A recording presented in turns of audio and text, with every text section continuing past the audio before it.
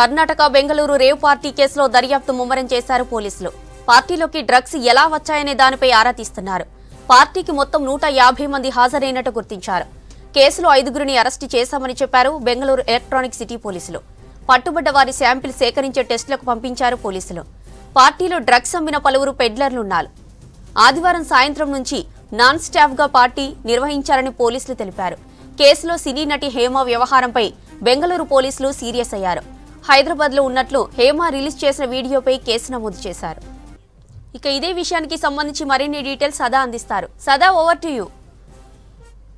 Bengaluru city outskirts లో జరిగిన rave party పైన బెంగళూరు ఎలక్ట్రానిక్ సిటీ పోలీసులు ఎఫ్ఐఆర్ నమోదు చేశారు. సో యాక్చువల్గా ఈ పార్టీలో మొత్తం 100 నుంచి 150 మంది అన్నోన్ పర్సన్స్ పార్టిసిపేట్ చేసినట్టు ఎఫ్ఐఆర్లో పేర్కొన్నారు. సో ఇది మొన్న ఈవినింగ్ 5 o'clock నుంచి, అంటే సండే ఈవినింగ్ 5 o'clock నుంచి next day morning Monday morning వరకు ఈ పార్టీని ప్లాన్ చేశారు. ఈ పార్టీ పేరు కూడా sunset to sunrise victory అనే పేరుతోటి ఈ పార్టీ అంతా కూడా వీళ్ళు అరేంజ్ చేసినట్టు బెంగళూరు పోలీసులు చెప్తున్నారు. సో ఇది ముఖ్యంగా హైదరాబాద్కు సంబంధించిన వాసు అనే ఒక బిజినెస్ మ్యాన్ బర్త్డే పార్టీ సందర్భంగా ఇది sunset to sunrise victory అనే పార్టీని ఏర్పాటు చేశారు. ఇది బెంగళూరులో ఉన్నటువంటి ఇటు రియల్ ఎస్టేట్ టైకూన్ అయిన గోపాల్ రెడ్డి ఫామ్ హౌస్లో, అది సిటీ అవుట్స్కట్స్లో ఉంటుంది కాబట్టి ఇంత పెద్ద పార్టీ సిటీలో ఏర్పాటు చేస్తే ఇబ్బంది అవుతుంది కాబట్టి సిటీ అవుట్స్కట్లో జిఆర్ ఫామ్ హౌస్, అంటే గోపాల్ రెడ్డికి సంబంధించిన ఫామ్ హౌస్లో ఈ పార్టీ అరేంజ్ చేశారు. సో ఇది ఈవినింగ్ సండే రోజు ఈవినింగ్ 5 o'clockకే ఈ పార్టీ స్టార్ట్ అయింది.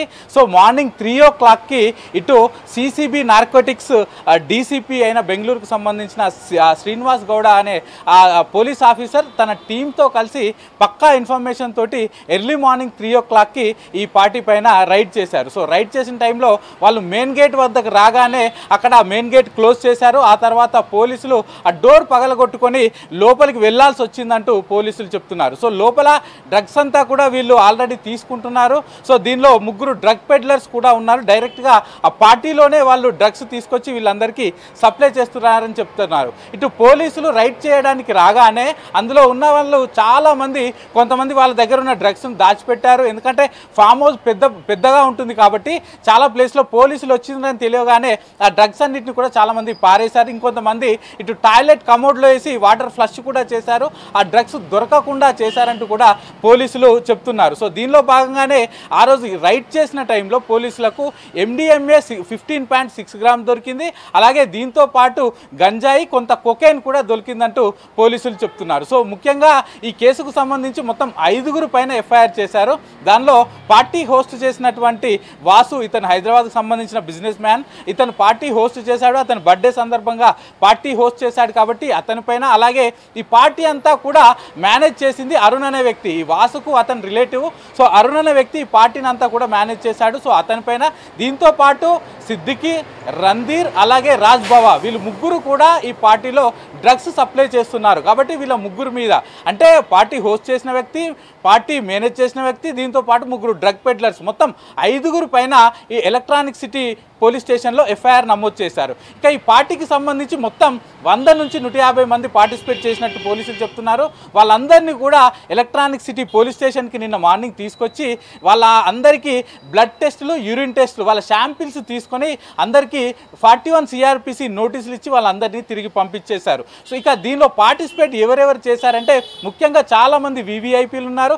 దీంతో పాటు తెలుగు రాష్ట్రాలకు సంబంధించిన సినీ ప్రముఖులు, బిజినెస్ పర్సన్స్ కూడా ఈ పార్టీలో పార్టిసిపేట్ చేశారని చెప్తున్నారు. కానీ అఫీషియల్గా ఎవరెవరు ఉన్నారని VIPల పేర్లు మాత్రం బెంగళూరు పోలీసులు ఇంకా బయటికి పెట్టట్లేదు.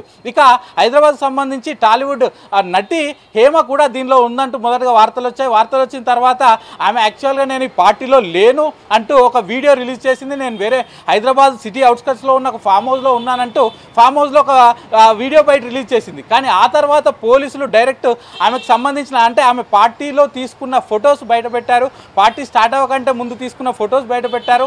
ఆమె పార్టీలోనే ఉందంటూ పక్కాగా వాళ్ళు ప్రూఫ్స్ మా దగ్గర ఉన్నాయంటూ బెంగళూరు పోలీసులు కూడా చెప్తున్నారు. ఆ తర్వాత పోలీసులు దీనిపైన రిప్లై ఇచ్చిన తర్వాత ఆమెను కాంటాక్ట్ చేయడానికి, తెలుగు మీడియా కాంటాక్ట్ చేయడానికి ట్రై చేసినా ఆమె దగ్గర నుంచి కూడా ఎట్లాంటి రెస్పాన్స్ రాలేదు. సో నిన్న మార్నింగ్ 10 o'clock ఆ టైంలో ఆమె ఒక వీడియో బయట రిలీజ్ చేశారు. సో ఆ టైంలో టైంలో పోలీసులు అక్కడే వీళ్ళందరి బ్లడ్ శాంపిల్స్ అలాగే వీళ్ళ స్టేట్మెంట్స్ రికార్డ్ చేస్తున్న టైంలో ఆమె పక్కకు వచ్చి అక్కడే ఒక వీడియో బయట తీసుకొని పంపించిందంటూ కూడా బెంగళూరు పోలీసులు చెప్తున్నారు. ఆమె పక్కాగా పార్టీలో ఉందని వాళ్ళు చెప్తున్నారు. ఇట్లాగే ఇటు మీడియాతో పాటు పోలీసులను కూడా ఈమె మోసం చేయడం పైన బెంగళూరు ఎలక్ట్రానిక్ సిటీ పోలీసులు కూడా సీరియస్గా ఉన్నారు. ఆ తర్వాత ఇదే పార్టీలో ఏపీ ఎమ్మెల్యేకి సంబంధించిన కాకాని గోవర్ధన్ రెడ్డి కారు కూడా ఉంది, దానికి ఎమ్మెల్యే స్టిక్కర్ కూడా ఉంది. సో దానిపైన అతను ఎక్స్ప్లెనేషన్ అడగా నేనైతే పార్టీలో లేను, మా రిలేటివ్స్ ఎవరైనా ఉంటే ఉండొచ్చు, కానీ ఆ పార్టీకి ఆ కారుకున్న స్టిక్కర్ కూడా 2023తో ఎండ్ అయింది, నాకు ఆ పార్టీకి ఎలాంటి సంబంధం లేదు, ఆ స్టిక్కర్ ఉన్న కారు కూడా నాది కాదు, అసలు నాకు ఆ బెంజ్ కారు లేనే లేదంటూ కాకాని చెప్తున్నాడు. ఇక మరోవైపు హీరో శ్రీకాంత్ ఉన్నాడంటూ కూడా బయటకు వార్తలు వచ్చాయి. కానీ అతను వీడియో బయట రిలీజ్ చేసి నేను హైదరాబాద్లోనే ఉన్నారు, అసలు రేవ్ పార్టీలకు నేను వెళ్ళేవాడిని కాదు, ఆ రేవ్ పార్టీ నుంచి బయటకు వస్తున్న టైంలో అక్కడ విజువల్స్ తీస్తున్న టైంలో ఒక వ్యక్తి సేమ్ నాలాగే ఉండడంతో అందరూ నేను కూడా ఈ రేవ్ పార్టీకి వెళ్ళానని భావించారు, కానీ నేను ప్రస్తుతం హైదరాబాద్లోనే తన ఇంట్లోనే ఉన్నానంటూ అతను క్లారిటీ ఇచ్చాడు. సో ఇప్పటికీ మొత్తం 100 నుంచి 150 మంది ఇటు సినీ ప్రముఖులు, బిజినెస్ పర్సన్స్, ఆ బెంగళూరుకు సంబంధించిన ఆ టెకీలు కొంతమంది ఉన్నట్లు కూడా పోలీసులు చెప్తున్నారు. అఫీషియల్గా ఎవరున్నారనే అంశాలపైన మాత్రం క్లారిటీ పోలీసులు ఇవ్వట్లేదు. ఇక మరోవైపు సాటర్డే నైట్ అక్కడ బెంగళూరులో ఇటు CSK versus RCB IPL match జరిగింది. సో ఆ మ్యాచ్ చూడడానికి చాలామంది ముందస్తుగానే హైదరాబాద్ నుంచి కొంతమంది ప్రముఖులు వెళ్ళారు. ఆ తర్వాత ఆ రోజు నైట్ మ్యాచ్ అయిపోయిన తర్వాత నెక్స్ట్ డే ఈవినింగ్ ఈ పార్టీలో పార్టిసిపేట్ చేసినట్టు కూడా పోలీసులు చెప్తున్నారు. సో ఇప్పటి వరకు అక్కడ డ్రగ్స్కు సంబంధించి పోలీసులు వస్తున్నారని తెలియగానే చాలామంది డ్రగ్స్ను ఆ ఫామ్ హౌస్లో వివిధ ప్లేస్లో పారేసినట్టు, ఇంకొంతమంది టాయిలెట్ కమోడ్లో వేసి వాటర్ ఫ్లష్ చేసినట్టు గుర్తించారు. కాబట్టి అక్కడికి నార్కోటిక్ స్నిఫర్ డాగ్స్ని పిలిపించి అదంతా కూడా ఫామ్ హౌస్ అంతా కూడా సెర్చ్ చేశారు. దాంతోపాటు ఫామ్ హౌస్తో పాటు వీళ్ళు తీసుకొచ్చిన కార్లలో కూడా మొత్తం స్నిఫర్ డాగ్స్ తోటి సెర్చ్ చేశారు. ఎందుకంటే వీళ్ళు డ్రగ్స్ ఇంకా ఎక్కడెక్కడ వేశారు, ఎక్కడెక్కడ పారేశారు, ఏమేమి డ్రగ్స్ ఉన్నాయనే యాంగిల్లో అయితే పోలీసులు విచారణ చేశారు. మరోవైపు ఈ ముగ్గురు రణ్ధీర్, సిద్దిక్ అలాగే ఇంకొక పర్సన్, వీళ్ళు ముగ్గురు డ్రగ్ పెడ్లర్స్ కూడా ఇందులోనే పార్టీలోనే ఉన్నారు. కాబట్టి వీళ్ళకు డ్రగ్స్ ఎక్కడి నుంచి వచ్చాయి, అలాగే వీళ్ళు ఇట్లాంటి పార్టీకి డ్రగ్స్ తీసుకురావడానికి కారణం ఏంటి, వీళ్ళ కన్జ్యూమర్స్ ఎవరు, ఇందులో ఎవరెవరు ఉన్నారు, ఎవరెవరు డ్రగ్స్ తీసుకున్నారనే యాంగిల్లో కూడా ప్రస్తుతానికి పోలీసులు దీనికి సంబంధించి విచారణ అయితే చేస్తున్నారు. ప్రస్తుతానికి మొత్తం 5 పైన ఎఫ్ఐఆర్ చేసి వాళ్ళని రిమాండ్కు పంపించారు. ఇక